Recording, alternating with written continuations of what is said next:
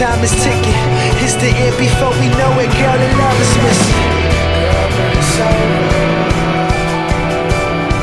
Liquor burns and smoke kills. But who's to blame?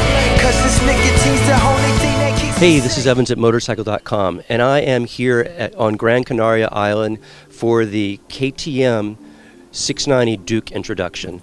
And I want to tell you, they said that they redid this engine for this bike, and I'm completely stunned. They've taken the LC4 engine and completely rebuilt it, almost no new parts. And their goal was to make it lighter, to make it vibrate less, and to make it more powerful. Oh, and while they were at it, they threw in the Euro 4 qualifications too. Anyone that's ridden a Duke before knows that it's a 690 single, and it vibrated. It wasn't bad for a single, but it still did it. You didn't want to ride it on a freeway for an extended period of time. However, this new engine is just really amazing. There are times when I couldn't even remember if I was riding a single. Not only did they take the vibration away, but they made it more powerful. It's got more torque down the bottom end.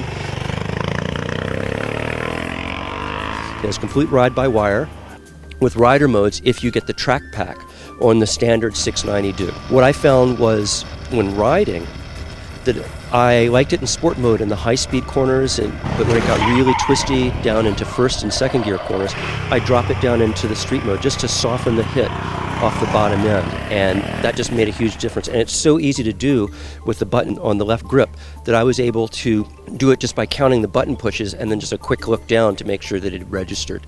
The 690 Duke has a non-adjustable WP inverted fork and a preload adjustable WP rear shock. They work great. We rode on a variety of roads, from smooth, perfect pavement to gnarly, broken up pavement. And while it's a bit on the stiff side because of its sporty intentions, I'm glad to have a little bit of stiffness to have it handle as well as it does.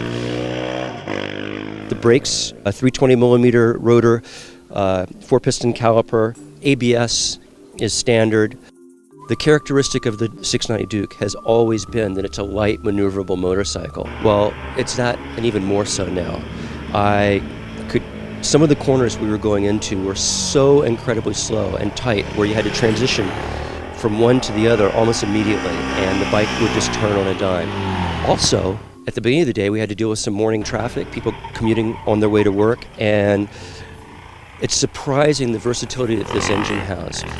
I was able to lug it around in first gear, just limping along with traffic at 10 miles per hour, and it was just completely easy to modulate the power and the clutch. So this could be a good multi-purpose bike, for someone that wants a bike for their daily lives and to go out and scratch in the canyons on the weekends. Other improvements it has a Nifty Tft Display on it, which for the most part is super easy to read. You can get all the important stuff, the engine speed, the road speed, all of that. Other stuff like the time on the clock could be kind of tough in some light. That's my sort of initial impressions of riding the 690 Duke. Now I want to step over here and tell you the sad story of the 690 Duke R. I mean, this is really a tragedy in the making, and that is fully adjustable WP suspension components, front and rear. Same 320 millimeter disc, but squeezed by Brembo M50 calipers. Akrapovic exhaust. Bump it up to, I believe, 75 horsepower at the crank as opposed to 73 at the crank on the standard. Rear sets, more ground clearance. Cornering ABS. The MS bar that limits the rear wheel slip during deceleration is electronically controlled in the Duke R. And that's all really wonderful. And I got to spend 3 track sessions on the track on this, and I totally fell in love with bike. And now comes the tragedy. We ain't gonna get it in the US. So I'm gonna say goodbye to this bike and walk back over to the 690 Duke, the one that we're gonna get, and say that for MSRP of $8,999, I think it's a screaming deal for all the performance you get out of it. Some people might say, well, it's only a single, but you gotta sample it to try this technology because it works so well. It doesn't vibrate. We were going on the freeway, and I clicked it down to 4th gear, going 80 miles an hour, and I still didn't get any shake. The engine is just otherworldly smooth between 5,000 and 6,000 RPM. It's hard to imagine that it's a single.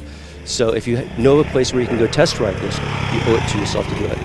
And if you want to learn more about the 2016 KTM 690 Duke, be sure to read my full tests at Motorcycle.com. Cause this nickotine's the whole